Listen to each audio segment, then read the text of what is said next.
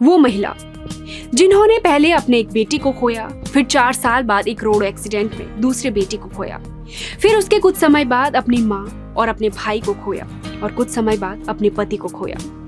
वो महिला एक ऐसे समाज से आती हैं जहां कभी किसी ने नहीं सोचा होगा कि वहां की बेटी एक दिन राष्ट्रपति पद की उम्मीदवार के लिए चुनी जाएंगी। हम बात कर रहे हैं राष्ट्रपति पद की उम्मीदवार द्रौपदी मुर्मू की।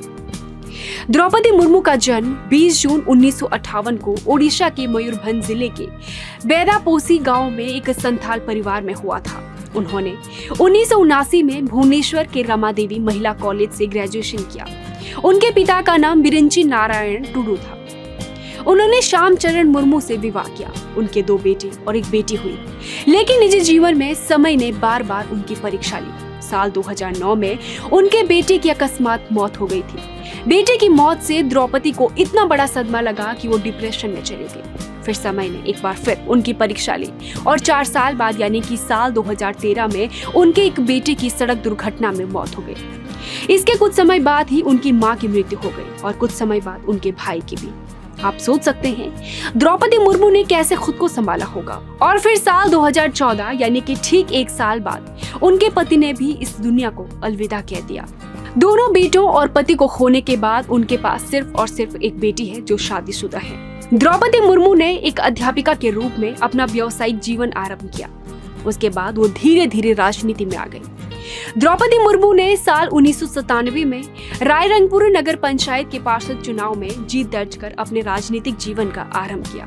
उन्होंने भाजपा के अनुसूचित जनजाति मोर्चा के उपाध्यक्ष के रूप में कार्य किया। साथ ही वो भाजपा की आदिवासी मोर्चा की राष्ट्रीय कार्यकारिणी की सदस्य भी रही। द्रौपदी मुर्मू ओडिशा के मयूरभंज जिले की रायरंगपुर सीट से 2000 और 2009 में भाजपा के टिकट पर 2 बार जीती और विधायक बनी। ओडिशा में नवीन पटनायक की बीजू जनता दल और भाजपा गठबंधन की सरकार में द्रौपदी मुर्मू को 2000 और 2004 के बीच वाणिज्य, परिवहन और बाद में मत्स्य और पशु संसाधन विभाग में मंत्री बनाया गया था।